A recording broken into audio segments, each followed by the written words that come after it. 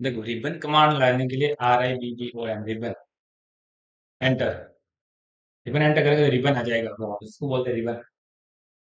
जो ऊपर वाला हाँ ये रिबन है, इसमें से हम कमांड चूज कर सकते हैं, यहाँ से लाइन लेना है, आर्क लेना है, सब लेना है, यहाँ से ले सकते हैं। अच्छा। इसको बोलते हैं रिबन। रिबन को हटाने के लिए RIBBON CLOSC रिबन क्लोज लिखना पड़ेगा। Ribbon close. एंटर कर देंगे तो रिबन हट जाएगा। जी। लाने के लिए रिबन और हटाने के लिए रिबन क्लोज। जी। रिबन क्लोज लिखा, एंटर कर दिया, रिबन हट जाएगा। उसके बाद हम क्या करते हैं, अब हमको ये ऊपर जो दिख रहा है इसको बोलते हैं मेन्यू बार। ये जो दिख रहा है ना, edit, view, insert, format, tools, draw, dimension, modify, window, help, parametric, जो दिख रहा है ना, हाँ। इसको बोलते हैं menu bar.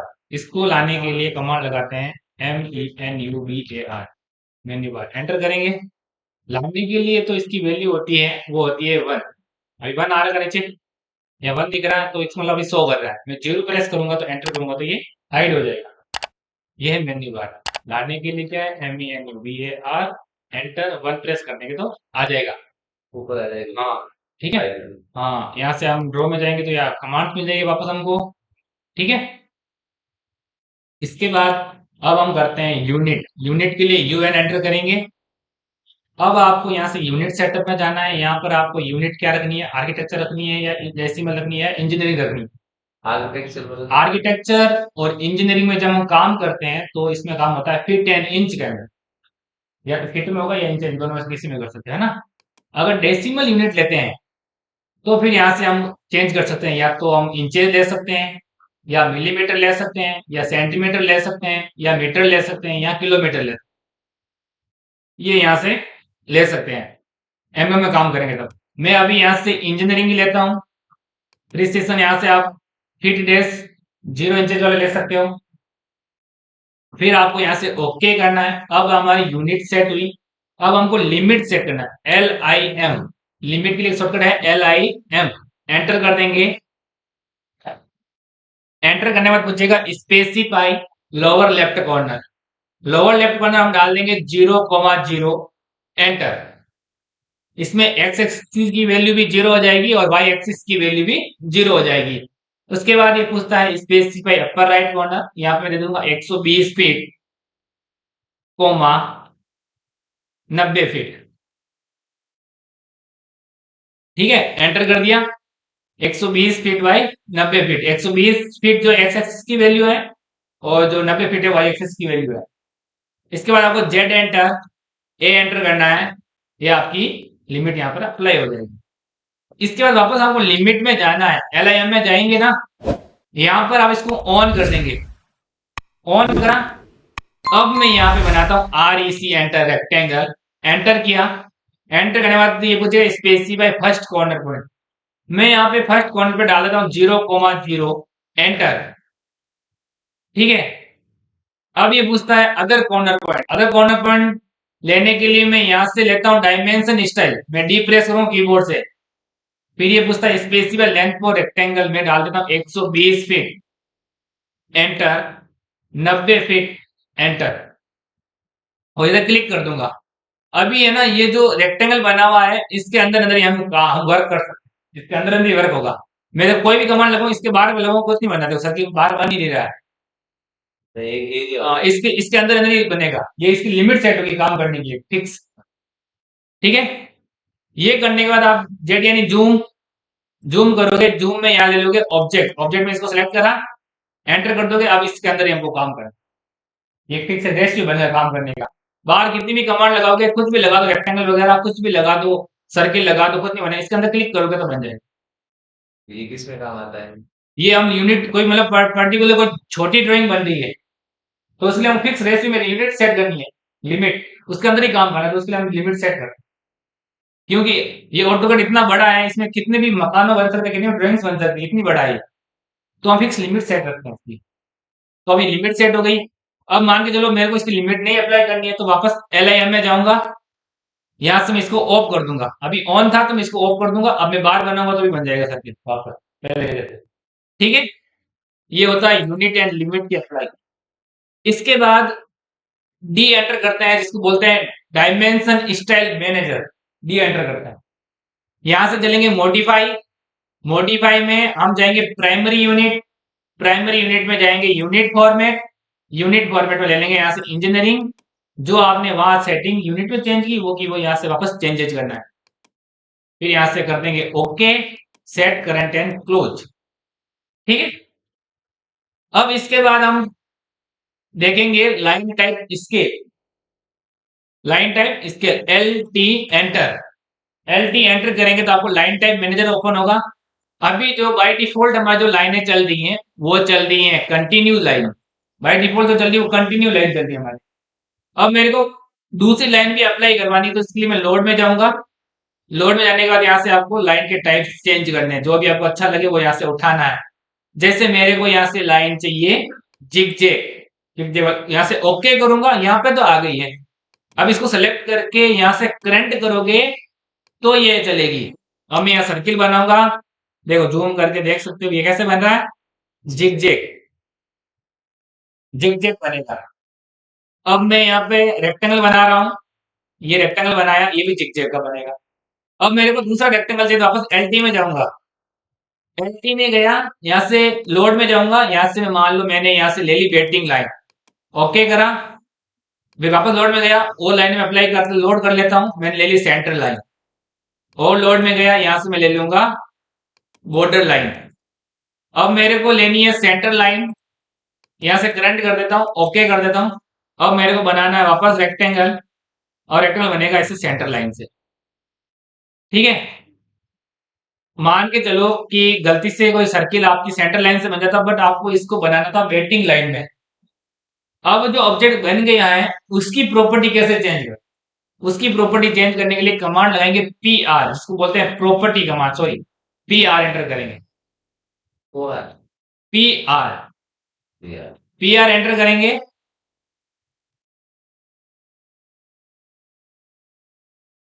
P R enter किया, प्रॉपर्टी कमांड ओपन होगी पी आर से। ठीक है, फिर इसमें हम यहां से जाएंगे लाइन टाइप, यहां से हमको कौन सी लाइन चाहिए, वेटिंग लाइन चाहिए, इसको सिलेक्ट करके करना पड़ेगा। सेलेक्ट करा यहाँ से वेटिंग लाइन ले ली मैंने, ये वेटिंग लाइन में कन्वर्ट हो गया ऑटोमेटिकली। ठीक है, अब मान के चलो मेरे को इन सब के एक साथ लाइन टाइप चेंज करना है, अब ये बन चुके हैं, तो मैं कमांड लगाऊंगा सी एच पी एंटर, जिसको बोलते हैं change of property, C H P, select करा, एंटर करा, यहां से जाऊंगा L T line type, L T में गया, फिर मैं यहां से ये पूछता है enter the new line type name, मेरे को यहाँ पे मैं लिख दूंगा जिग जैग लिख सकता हूँ, एंटर, एक और एंटर कर दूंगा, जिग जैग में हो जाएगी पूरी की पूरी सारी, सब एक सब एक साथ करना, हाँ, और एक करना तो एक करना तो पी आर कमांड लगाओ प्रॉपर्टी, यहां से जाओ, मेरे को वेटिंग चाहिए तो ऐसे भी कर सकता हूं। अगर मान लो आपको सीएचपी कमांड्स का यूजेस नहीं होता है तो फिर हम कर सकते हैं एम ए, जिसको बोलते हैं मैच प्रॉपर्टी, इसको सिलेक्ट करा, इस पे क्लिक करूंगा, ये इसके जैसा हो जाएगा, इसके करूंगा इसके जैसा हो जाएगा, यहाँ पे करूंगा इसके जैसा हो जाएगा, ये होता है मैच प्रॉपर्टी। ठीक है,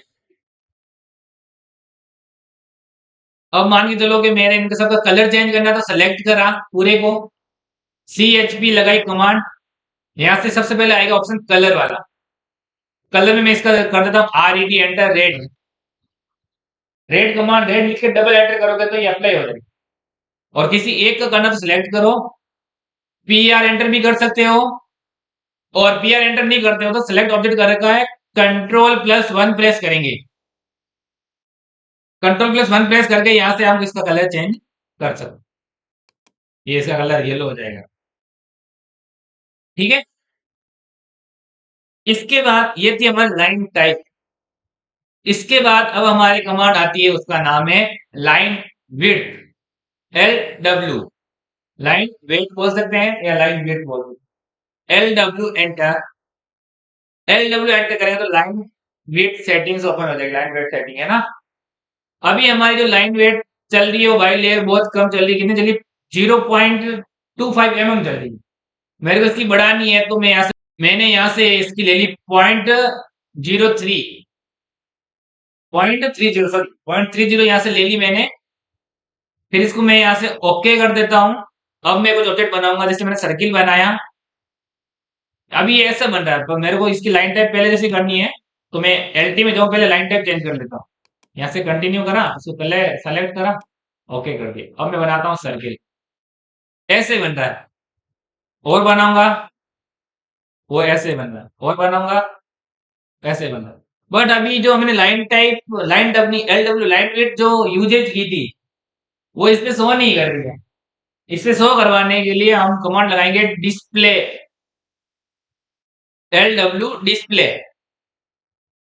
एल डब्ल्यू डिस्प्ले एंटर करा। अभी डिफॉल्ट क्या है, enter the new value for L W display. अभी हमारी जो एल डब्ल्यू है वो ऑफ हो रही है, इसको मेरे को ऑन करनी है, तो ओ एन लिखा, एंटर। एंटर करते ही आपकी लाइन की वेट ऑटोमेटिक बढ़ जाएगी। ये देखो बड़ी। बट मेरे को इससे बड़ी चाहिए। मैं वापस जाता हूँ एल टी, नहीं L W, sorry L W में जाता हूँ। यहाँ से मैं ले लेता हूँ 0.60 mm। ओके करा, मैं सर्किल लेता हूँ, और इतनी बड़ी बनेगी लाइन, बढ़ जाएगी। इससे बड़ी चाहिए तो और बढ़ा सकते हो। अब मान के चलो मेरे को ऐसे नहीं करके खुद के अकॉर्डिंग लाइन विड्थ का मेजरमेंट है, तो वापस सी एच पी एंटर। मैं यहां से जाता हूं एल डब्ल्यू, एल डब्ल्यू लिखा। अब मैं यहाँ पे इसकी वैल्यू लिखता हूँ 1 इंच। एंटर, एक और एंटर, इसकी वेट बढ़ जाएगी, 1 इंच की हो जाएगी आपकी। ठीक है। सीएचपी में जाना है, सीएचपी में जाके आपको एल डब्ल्यू टाइप करना और इसमें वैल्यू डालनी। कभी कभी क्या होता है, जैसे कि मेरे पास ये एक रेक्टेंगल है, मैं यहाँ से एल डब्ल्यू बंद कर देता हूँ। मैं यहाँ से सीएचपी में जाके इसको सेलेक्ट करा, एंटर करा, एल टी लगाता हूँ और एस सी एन टी या सेंटर लाइन लेता हूँ, एंटर, एक और एंटर। ठीक है।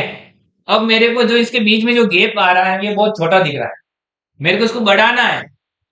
इसको बढ़ाने के लिए कमांड लगाएंगे L T S, line type scale.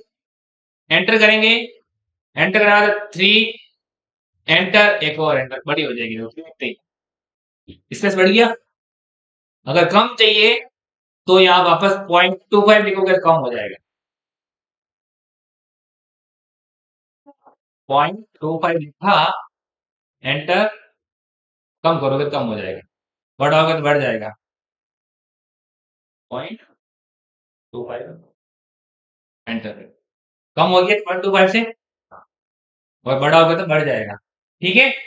ये था L T S, line type scale. L W, line width. ठीक है। फिर इसके बाद मान के चलो कि मेरे को ये जो ऑब्जेक्ट है इसको रखना है, बाकी वाले को हाइड करना है, तो इसके लिए कमांड है आइसोलेट।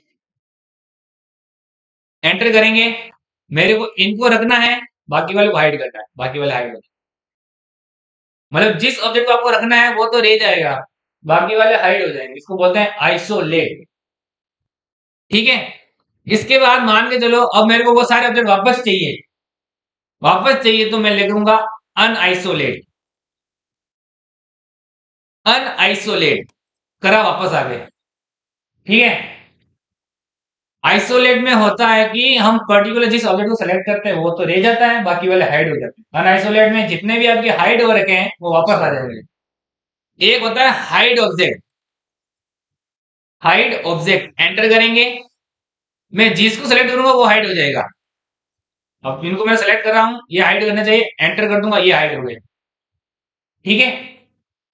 इसको करूंगा ये हाइड, इसको करूंगा ये हाइड, ये भी हाइड हो जाएंगे, ये हाइड हो गए। हम हाइड पर्टिकुलर एक एक ऑब्जेक्ट को कर सकते हैं, अनहाइड एक साथ जो हो रखे सबको सब अनहाइड हो गए। अनहाइड लगाएंगे, वापस सारे के सारे आ गए। और हाइड में पर्टिकुलर एक एक ऑब्जेक्ट को कर सकते हैं। ठीक है। इसके बाद मानते हैं कि हमको इमेज को इसके अंदर लाना है, इमेज को लाना है। तो इमेज को लाने के लिए कमांड है आई एम, जिसको बोलते हैं इमेज। आई एम एंटर करेंगे, इमेज, आई एम एंटर। ये ओपन करेंगे तो आपको मिलेगा एक्सटर्नल रेफरेंस। इसका नाम है एक्सटर्नल रेफरेंस। इसके ऊपर राइट क्लिक करिए, यहां से आप attach DWG file, attach image, attach DWF, DNG, PDF, जो भी आपको अटैच करना है वो अटैच कर सकते हैं। मेरे को इमेज को अटैच करना है, अटैच इमेज में गया। अब जहां पर मेरी इमेज रहेगी वो इसके अंदर मैं इंसर्ट करवा सकता हूं। मेरे पास ये है, इसको इंसर्ट करवाना है, यहां से ओपन करा, ओपन करने के बाद इसको ओके करूंगा। अब ये पूछता है इमेज स्पेसिफाई इंसर्ट पॉइंट में कोऑर्डिनेट पूछ रहा है एक्स और वाई का, मैं 0,0 दे देता हूं। अब ये यहां पे इंसर्ट होगी।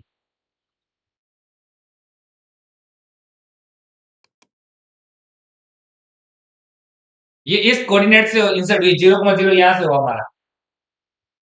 अब मान के चलो कि इसमें कोई फालतू चीज आ रही है, जैसे ये मेरे नीचे वाला मेरे को यूजलेस नहीं है, यूज काम नहीं है, यूजलेस है, तो इसको मेरे को इमेज को काटना है।